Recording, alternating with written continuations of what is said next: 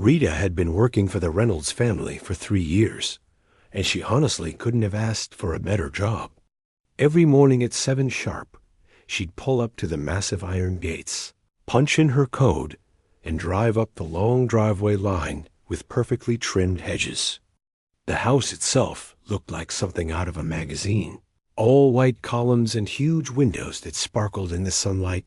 Mrs. Helen Reynolds was the kind of employer most housekeepers only dreamed about. She never talked down to Rita, always asked about her day, and even remembered her younger brother's birthday last month. She'd given Rita a bonus and told her to take him somewhere nice. That's just how Mrs. Reynolds was, thoughtful and kind in ways that made Rita feel like more than just the help. The work itself wasn't too demanding either. Sure, the house was enormous, but Mrs. Reynolds was organized and tidy. Rita's main job was to keep everything spotless, do the laundry, and prepare simple meals when Mrs. Reynolds didn't feel like cooking. Mr. Vincent Reynolds traveled constantly for his business. Something about real estate investments across multiple states. Rita barely saw him, maybe once every 2 weeks when he'd breeze through for a night or two before flying off again.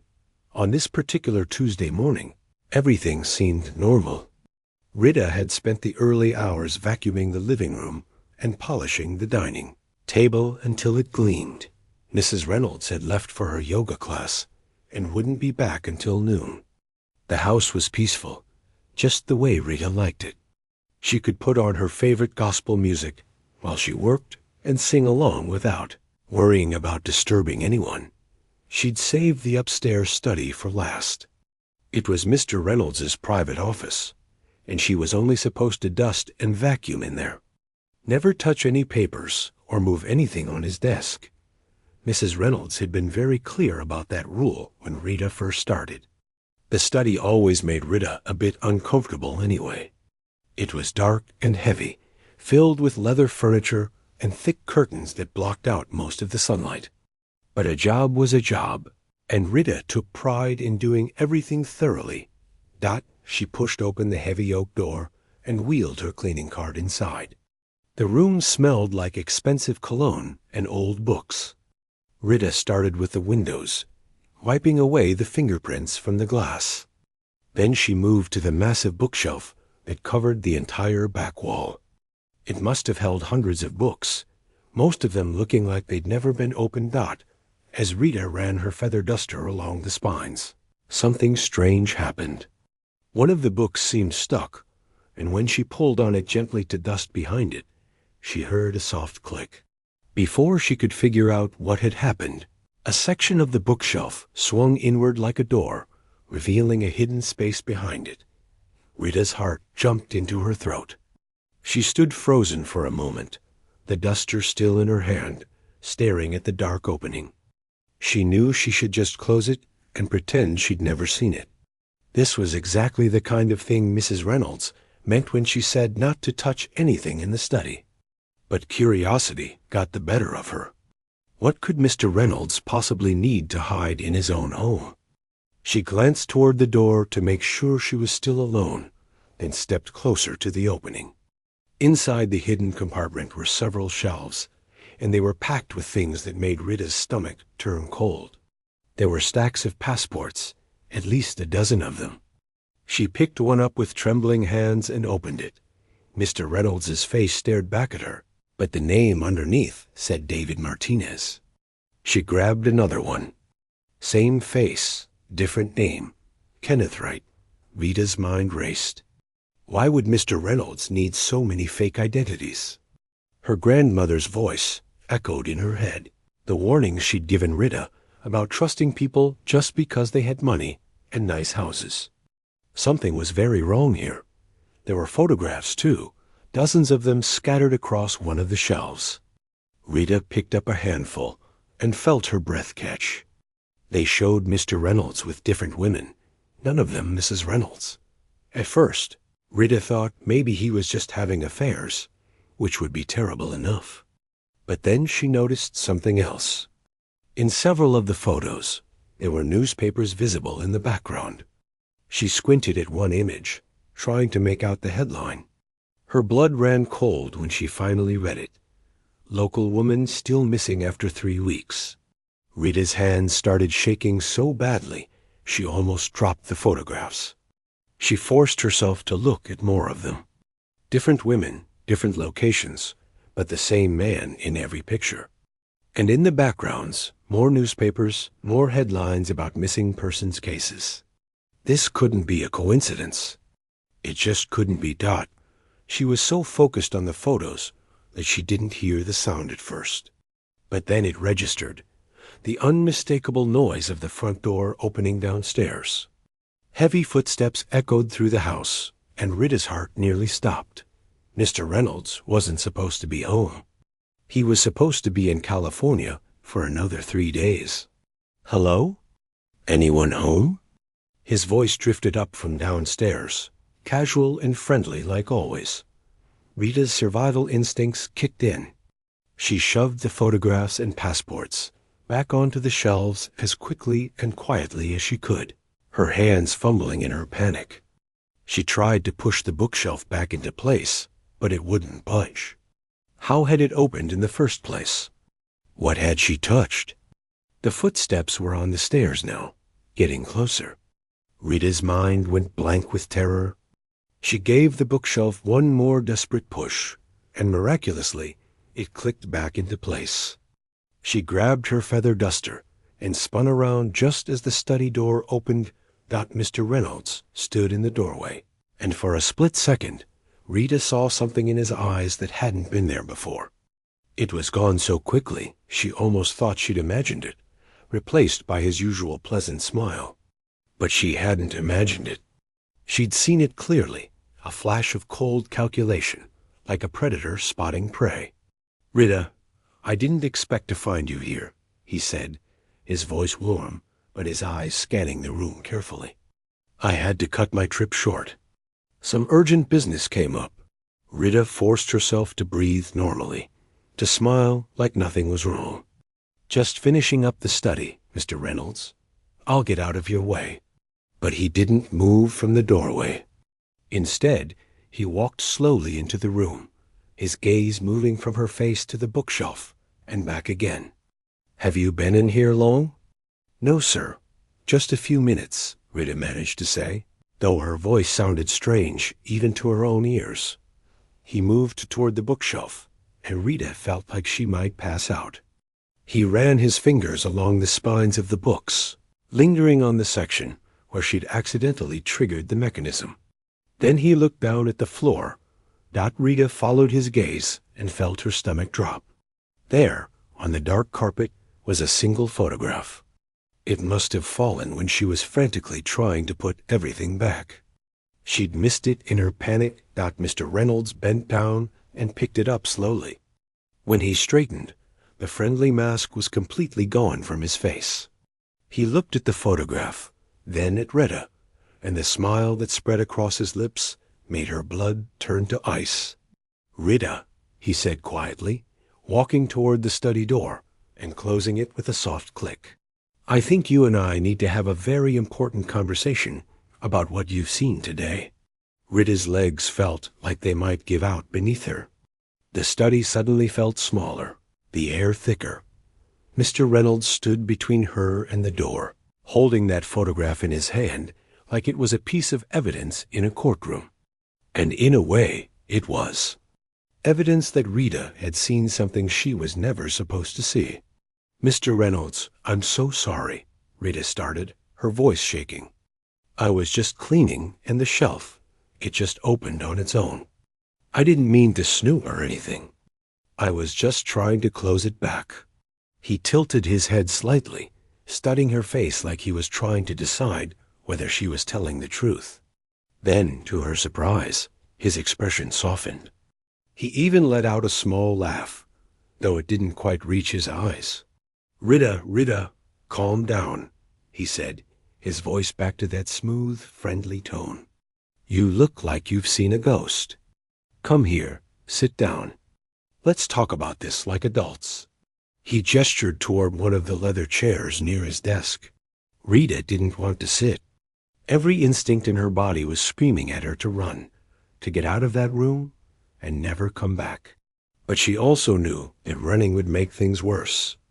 So she forced her feet to move, forced herself to sit down on the edge of the chair. Her hands gripped tightly in her lap. Mr. Reynolds walked over to his desk and leaned against it casually, still holding the photograph. He looked at it for a long moment before speaking. "Do you know what I do for a living, Rita? I mean, really do?" Rita shook her head, not trusting her voice. "I work in security consulting. High-level stuff, very confidential. Sometimes I have to use different identities to investigate fraud, to catch people doing bad things. Those passports you saw, those photographs, they're all part of cases I've worked on over the years." He said it so smoothly, so convincingly, that for a second, Rita almost believed him. Almost. But she'd seen those newspaper headlines in the background of the photos. She'd seen the missing persons reports. That wasn't security consulting. That was something much darker. "I understand, sir," Rita managed to say, though her voice came out barely above a whisper. "The problem is," Mr. Reynolds continued, pushing off from the desk and walking slowly around the room, "my work requires absolute discretion. The people I investigate, they're dangerous. If word got out about what I do, about the identities I use, it could put me in real danger. It could put the people I care about in danger too." He stopped walking and turned to face her directly. "Rita, I like you. My wife adores you. You've been nothing but loyal and trustworthy for 3 years. That's why I'm hoping we can handle this situation maturely. You forget what you saw today, and we all move on with our lives. Can you do that for me?" Rita nodded quickly, too quickly. "Yes, sir. Of course. I won't say anything to anyone. I promise." "Good," he said, smiling that cold smile again. "I knew I could count on you." Rita stood up, desperate to get out of that room. "I should finish my cleaning downstairs." "Just one more thing," Mr. Reynolds said, pulling out his phone from his pocket. He tapped on it a few times, then turned the screen toward Rita. "Your brother, Tyler, right? 16 years old? Goes to Lincoln High School?" Rita's heart stopped. On the screen was a photo of her baby brother walking out of his school, his backpack slung over one shoulder, laughing with his friends. The photo had been taken recently, maybe even today. "How do you ... Rita couldn't finish the sentence. Her mind was reeling. "Rita, I told you, I work in security. Finding information is what I do." He swiped to another photo. This one showed Tyler getting into Rita's old Honda in the school parking lot. Then another photo of their mother's house, the small blue ranch where Rita had grown up. "Such a nice family you have. Your mother still works as a nurse at County General, doesn't she? Night shift, if I remember correctly. That's a dangerous job, walking to her car alone in that parking lot at midnight." The threat was clear, even though he'd never said anything directly threatening. Rita felt tears burning in her eyes, but she blinked them back. She wouldn't give him the satisfaction of seeing her cry. "Please," she whispered. "Please don't hurt my family. I won't say anything. I swear on my life." "I believe you," Mr. Reynolds said, putting his phone back in his pocket. "And as long as you keep your promise, your family will be perfectly safe. You'll keep coming to work, doing your job like always. We'll all just forget this little incident ever happened. Sound good?" Rita nodded, not trusting herself to speak.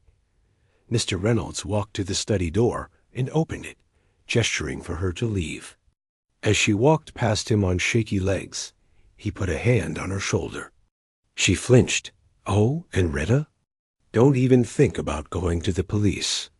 I have friends in very high places. By the time they finished investigating me and found nothing, well, a lot could happen to your family in that time. Accidents happen every day, don't they? Rita practically ran down the stairs, grabbed her purse from the kitchen, and fled to her car. Her hands were shaking so badly, she could barely get the key in the ignition. Once she was on the road, the tears finally came, streaming down her face as she drove home on autopilot. That night was the longest of Rita's life. She couldn't eat. She couldn't sleep. Every time she closed her eyes, she saw those photographs, those missing women's faces. She kept thinking about Tyler, about her mother, about how one wrong move could put them in danger. Around 3 a.m, Rita finally got up and turned on her laptop. She knew it was risky, but she had to know the truth. She started searching for the names she'd seen on those passports. David Martinez led her to a news article from 2 years ago about a woman named Jessica who disappeared in Arizona. Kenneth Wright was linked to another case in Nevada. The more Rita searched, the sicker she felt that Mr. Reynolds wasn't a security consultant. He was something far worse. And now Rita was trapped, caught between wanting to do the right thing and needing to protect her family. What could she do? Who could she turn to? He'd said he had friends in the police department. What if he was telling the truth? By the time the sun came up, Rita had made a decision. She would go to work like normal. She would keep her mouth shut and her head down. But she would also start documenting everything she could find. If something happened to her, at least there would be evidence somewhere. Maybe she could mail it to a newspaper or leave it with her pastor at church. She just needed time to figure it all out. When she arrived at the Reynolds house the next morning, Mr. Reynolds's car was still in the driveway. That was unusual. He never stayed home during the week. Rita's stomach turned as she punched in her code and drove through the gates. Something felt wrong. She parked and sat in her car for a moment, trying to gather her courage. Through the kitchen window, she could see Mr. Reynolds pacing back and forth, talking on his phone. Even from a distance, she could tell he was angry. His free hand was gesturing sharply, and his face was dark with rage. Then he looked up and saw her sitting in her car. Their eyes met through the window, and in that moment, Rita knew with absolute certainty that he'd figured out she'd been researching him online. Somehow, he knew, and the look on his face told her that she was in serious danger. Rita's phone buzzed. A text message from an unknown number. "Come inside, Rita.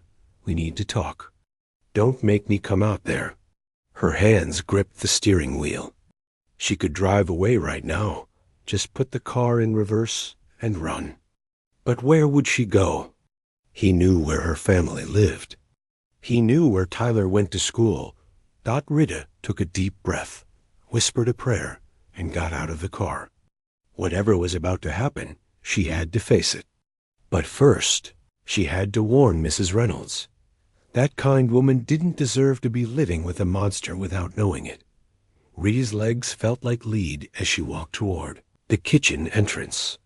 Each step felt like it might be her last. She kept telling herself to breathe, to stay calm, to not let him see how terrified she really was. But her hands wouldn't stop trembling, and her heart was pounding so hard she could hear it in her ears. The kitchen door was unlocked. She pushed it open slowly and stepped inside. The house was eerily quiet. No music playing, no sounds of anyone moving around.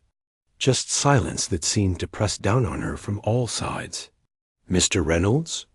Rita called out, her voice cracking slightly. "You wanted to see me?" No answer. Rita set her purse down on the kitchen counter and moved cautiously through the house. Maybe he'd gone upstairs. Maybe she still had time to find Mrs. Reynolds and warn her before things got worse. But where was Mrs. Reynolds anyway? Her car had been in the garage. Rita walked through the dining room into the main hallway. That's when she heard it, voices coming from the sitting room. She moved closer, trying to stay quiet, pressing herself against the wall near the doorway. She could hear Mr. Reynolds talking, his voice low and angry. "I don't care what it costs," he was saying. "I need this handled today." "Yes, today? There's a situation that needs to be contained before it becomes a problem." Rita's blood ran cold. Was he talking about her? She peeked around the corner carefully. Mr. Reynolds was standing by the window with his back to her, phone pressed to his ear. But where was Mrs. Reynolds? Then Rita saw her. Mrs. Reynolds was sitting on the couch, perfectly still, a book open in her lap. But she wasn't reading. Her eyes were fixed on her husband, and her face was pale. Something about the way she was sitting, so rigid and tense, told Rita that Mrs. Reynolds was scared too. Mr. Reynolds ended his call and turned around. That's when he saw Rita standing in the doorway. For a moment, nobody moved. The air felt thick with tension. "Rita, there you are," he said, his voice suddenly cheerful again, like flipping a switch. "I was just telling Helen that you'd be arriving soon. We were hoping to have a chat with both of you." Mrs. Reynolds looked up at Rita, and their eyes met. In that split second, Rita saw something in the older woman's expression. Fear, yes, but also something else. A warning, maybe. Or recognition. Like Mrs. Reynolds knew exactly what kind of danger they were both in. "Actually," Rita said quickly, her mouth moving before her brain could stop it. "Mrs. Reynolds, could I talk to you in the kitchen for a moment? It's about the grocery list for next week." Mr. Reynolds stepped forward. "Oh, that can wait. Why don't you both sit down? I think it's time we all had an honest conversation." But Mrs. Reynolds stood up, closing her book with a soft thud. "No, Vincent. If Rita needs to discuss the groceries, we should do that now. You know how particular I am about the menu planning." There was something in her tone, something firm and deliberate, that surprised Rita. Mr. Reynolds noticed it too. His jaw tightened, but he forced a smile. "Of course, darling. Don't let me keep you from your important meal planning." The sarcasm dripped from his words. Mrs. Reynolds walked past her husband, not looking at him, and gestured for Rita to follow her. They went into the kitchen, and Mrs. Reynolds closed the door behind them. She immediately turned to Rita and put a finger to her lips, then pointed upward. "Security cameras." Of course, this house had security cameras. Mrs. Reynolds pulled out her phone and started typing rapidly. Then she showed Rita the screen. "Smile and pretend we're discussing groceries." "He's watching." Rita nodded and moved to the refrigerator, opening it and pointing at various items like they were having a normal conversation. Mrs. Reynolds stood beside her, typing on her phone with one hand while nodding and gesturing with the other. Another message appeared. "I know what you found. I've known about him for months. Are you okay? Did he threaten you?" Rita's eyes widened. She pulled out her own phone, hands shaking, and typed back. "He showed me pictures of my brother. My family. What do we do?" Mrs. Reynolds's face crumpled for just a second before she composed herself again. She typed, "FBI is involved. I've been working with them. But now you're in danger too. We need to get you somewhere safe." Rita felt like the floor had dropped out from under her. The FBI? Mrs. Reynolds had known all along? Her mind was spinning with questions, but before she could type anything else, the kitchen door opened. Mr. Reynolds stood there, and the friendly mask was completely gone now. His eyes were cold and calculating as they moved between the two women and their phones. "What are you two texting about?" he asked quietly. "I thought you were discussing groceries." Mrs. Reynolds didn't miss a beat. She held up her phone, showing him a recipe website. "Rita mentioned she wanted to learn how to make that pot roast I love. I was just sending her the recipe." But Mr. Reynolds wasn't buying it. He walked into the kitchen, and Rita noticed he'd closed the door behind him. They were trapped. "You know what I think?" he said, moving closer. I think Rita found something yesterday that she wasn't supposed to find. And I think she's been doing some digging online. And now I think she's told you about it, Helen. Am I right?" Mrs. Reynolds lifted her chin, and in that moment, Rita saw a strength in her that she'd never noticed before. "Vincent, I think you should leave Rita alone. Whatever business problems you have, they don't involve her."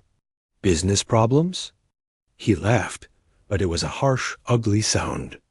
"Is that what you think this is about? Helen, don't play games with me. You're not as clever as you think you are." Rita's heart was racing. She looked around the kitchen desperately, searching for something, anything that could help them. The knife block was on the counter, but Mr. Reynolds was standing between them and it. The back door was locked from the inside with a deadbolt. "Sir, please," Rita tried, her voice shaking. "I haven't told anyone anything. I won't tell anyone. Just please leave my family alone." He turned to look at her, and the expression on his face made her stomach turn. "Your family? Yes, let's talk about them. Tyler should be getting out of school in about." He checked his watch. 3 hours. "I wonder what route he takes to walk home. Does he cut through the park? That's a pretty isolated path. You leave my brother alone." Rita's fear transformed into anger. She didn't care anymore about being polite or keeping quiet. "He's just a kid. He hasn't done anything to you. Neither had those other women," Mrs. Reynolds said quietly. The room went dead silent. Mr. Reynolds slowly turned to face his wife, and the look in his eyes was pure rage. "What did you say?" "I said neither had those other women," Mrs. Reynolds repeated, her voice stronger now. "Jessica in Arizona. Michelle in Nevada.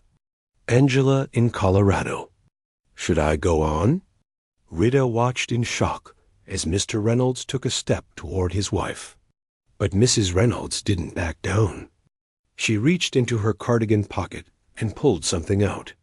It was a small device, no bigger than a button. "I've been wearing a wire for 6 months, Vincent. Every conversation we've had, every threat you've made, every time you've slipped up and mentioned details you shouldn't know about those cases. The FBI has all of it." For the first time since Rita had known him, Mr. Reynolds looked genuinely surprised. Then his expression shifted into something darker, more dangerous than Rita had ever seen. "You stupid woman," he said softly. "Do you have any idea what you've done?" He lunged forward, but Mrs. Reynolds was faster. She pulled a small canister from her other pocket and sprayed it directly into his face. "Pepper spray." Mr. Reynolds howled in pain, stumbling backward and clawing at his eyes. "Run?" Mrs. Reynolds screamed, grabbing Rita's arm. "The basement. There's a safe room." They ran. Rita could hear Mr. Reynolds behind them, crashing into furniture, cursing and shouting. Mrs. Reynolds pulled her through the hallway to a door that led down to the basement. They flew down the stairs. Mrs. Reynolds's hand, tight around Rita's wrist dot at the bottom of the stairs, was another door. This one made of heavy metal. Mrs. Reynolds yanked it open and shoved Rita inside, then followed and slammed it shut. There was a wheel lock on the inside, like something from a submarine, and Mrs. Reynolds spun it quickly. Just seconds later, they heard Mr. Reynolds pounding on the door from outside, his voice muffled but still terrifying. "Helen, open this door right now. You can't hide in there forever." Rita collapsed against the wall, her whole body shaking.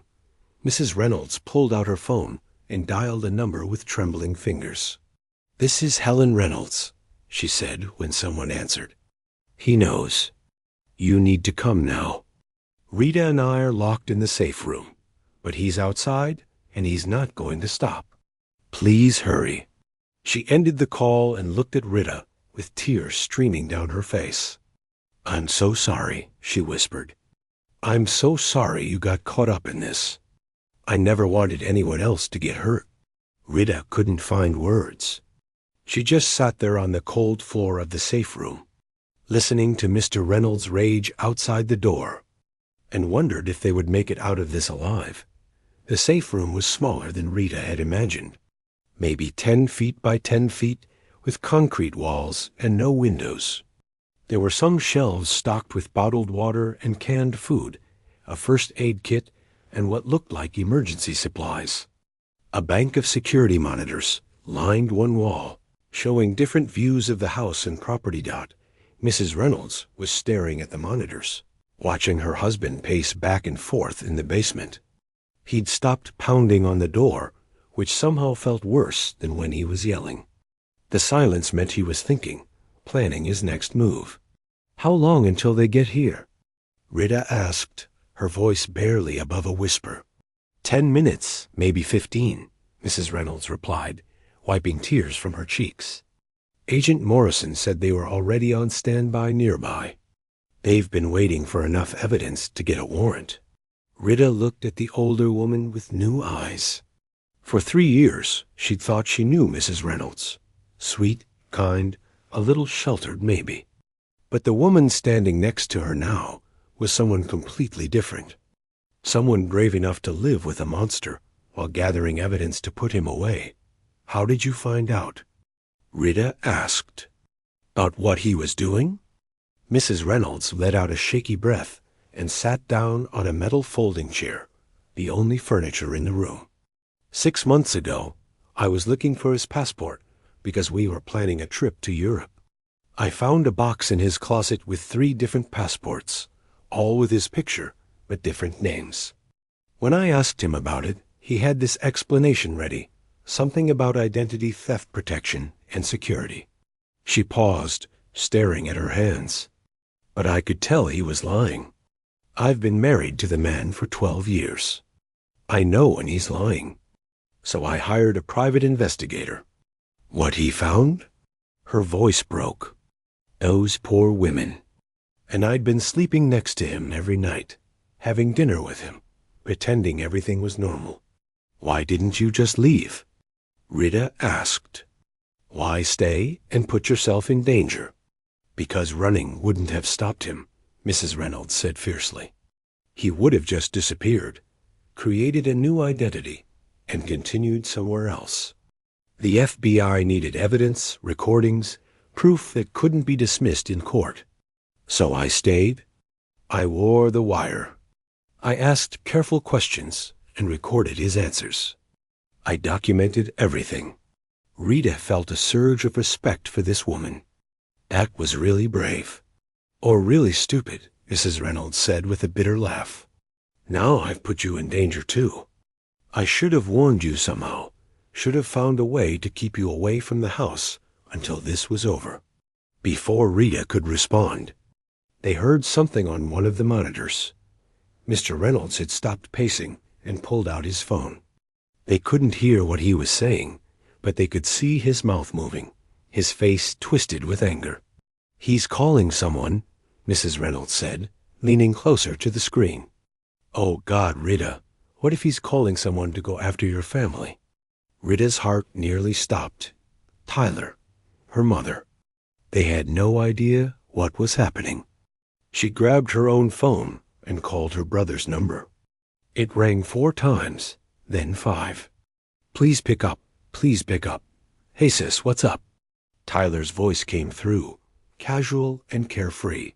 Tyler, listen to me carefully, Rita said, trying to keep her voice steady. Where are you right now? I'm at school. We just got out. Why? You sound weird.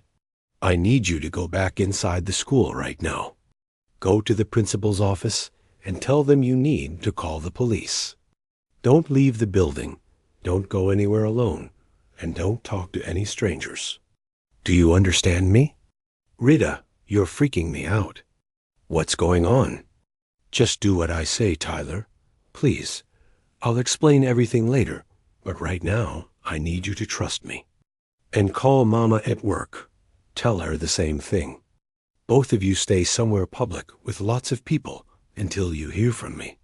Promise me. Okay, I promise. Are you in trouble? I'm safe right now, but I need to know you are too. Go, now. She ended the call and looked up to find Mrs. Reynolds watching her with sad eyes. "You're a good sister," Mrs. Reynolds said softly. Before Rita could respond, they heard something new. Sirens. Faint at first, but getting louder. Both women looked at the monitors. Multiple vehicles were racing up the long driveway. Black SUVs with flashing lights. On another monitor, they saw Mr. Reynolds' reaction. He looked up toward the basement ceiling, hearing the sirens, and his face went through a series of expressions. Shock, rage, calculation. Then he ran, taking the stairs 2 at a time. "He's going to try to run," Mrs. Reynolds said, standing up quickly. "There's a path through the woods behind the property. If he makes it to the main road, he might get away." Rita watched the monitors as FBI agents in tactical gear poured out of their vehicles. They moved quickly, professionally, surrounding the house. One of them, a tall woman with her hair pulled back, was shouting orders. On another screen, they saw Mr. Reynolds burst out the back door and sprint toward the woods. But he only made it about 20 feet before 2 agents tackled him to the ground. Rita watched as they handcuffed him, reading him his rights while he struggled and shouted things they couldn't hear. "It's over," Mrs. Reynolds whispered, and then she started crying. Not quiet tears this time, but deep, racking sobs that shook her whole body. "It's finally over." Rita put her arm around the older woman's shoulders, and they stood there together, watching the monitors as more agents entered the house. One of them, the tall woman who'd been giving orders, appeared in the basement on the screen. She approached the safe room door carefully. "Mrs. Reynolds, this is Agent Morrison. It's safe to come out now. We have him in custody." Mrs. Reynolds wiped her eyes and took a deep breath. She walked to the door and spun the wheel lock, pulling it open. Agent Morrison stood there with 2 other agents behind her, all of them with serious expressions. "Are you both all right?"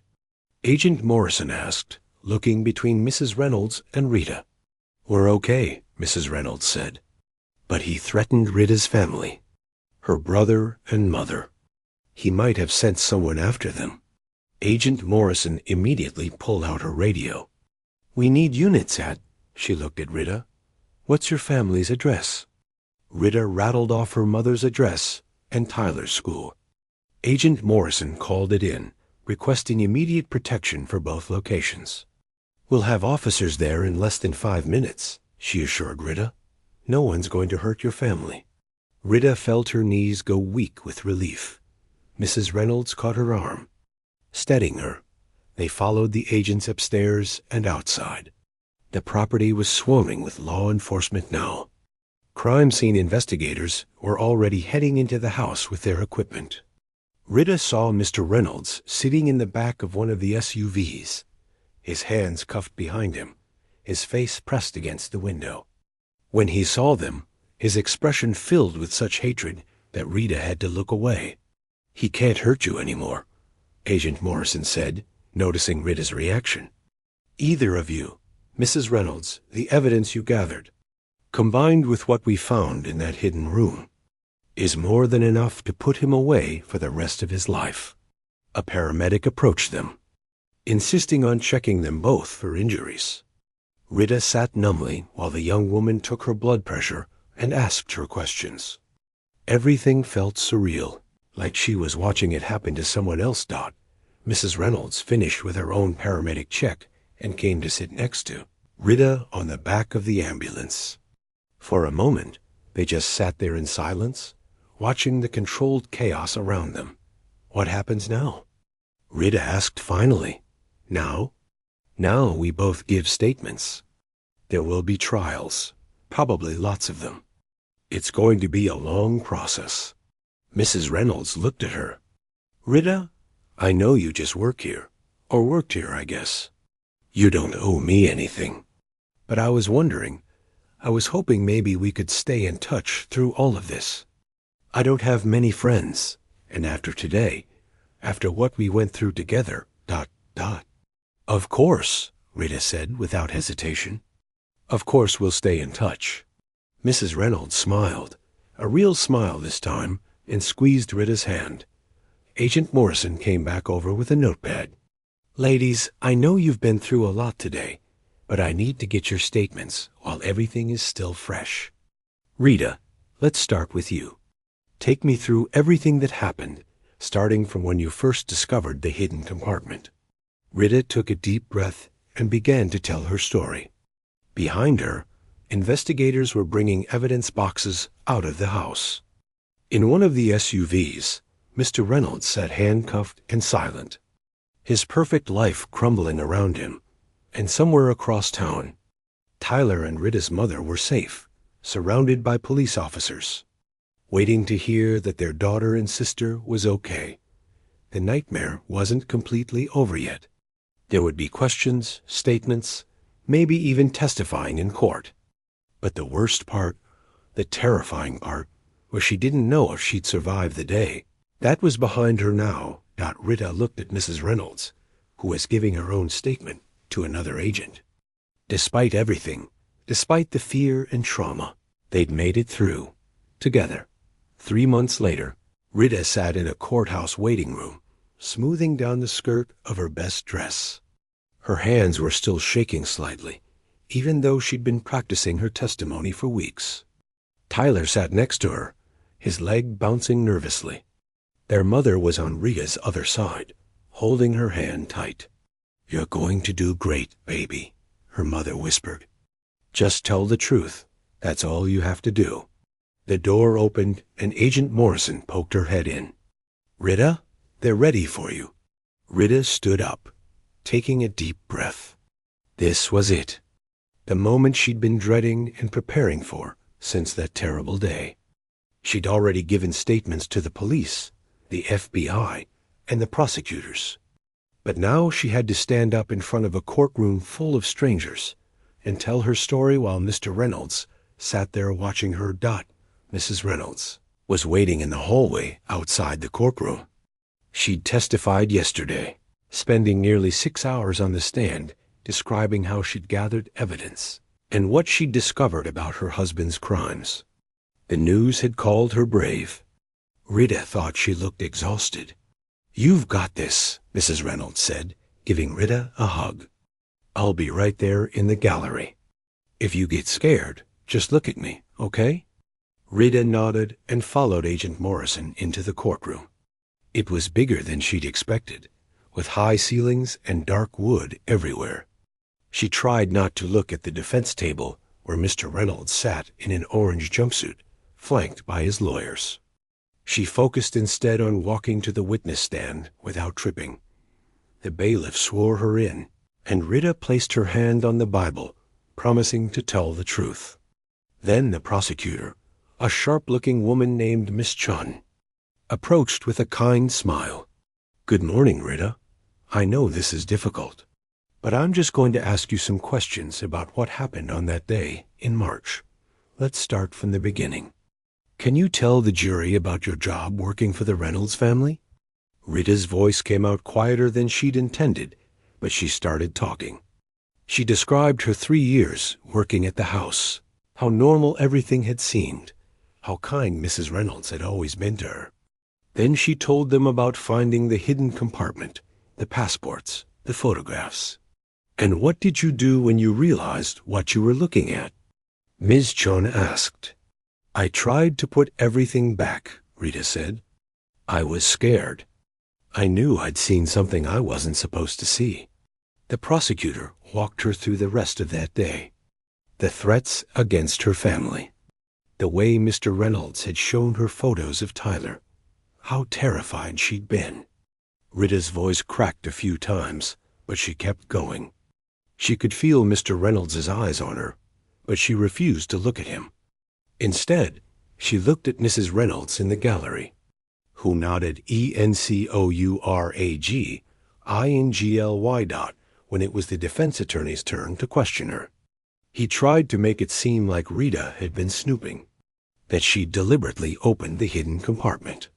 But Rita stood her ground. I was just doing my job, cleaning the study like I always did, she said firmly. I didn't know there was a hidden shelf. It opened by accident. But you did look through Mr. Reynolds's private belongings once you found them, didn't you? The lawyer pressed. Yes, Rita admitted. I was curious. And then I was scared, because I realized what I was looking at. The lawyer tried a few more times to trip her up, but Rita stuck to the truth. Finally, after what felt like hours, but was probably only 40 minutes, she was dismissed.